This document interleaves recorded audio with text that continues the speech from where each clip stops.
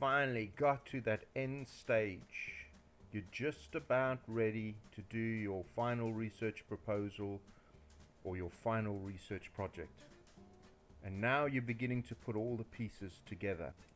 What's important at this stage is to recognize that every single chapter in your research proposal or your final piece of work, they all need to line up.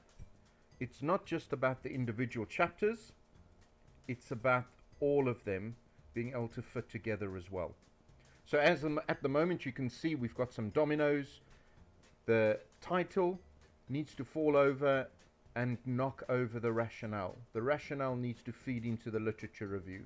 The literature review needs to feed into your methodology. Your methodology needs to feed into your data chapters. Your data chapters need to feed into your findings and discussions, and then into your recommendations. This myth about if I just change my title, everything else will just fall into place. Not true.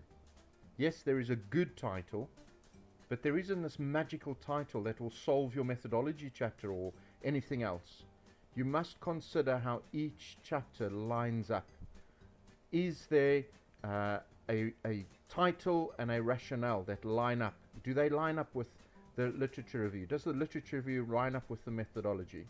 They all need to line up so that they don't miss. The thread needs to run through.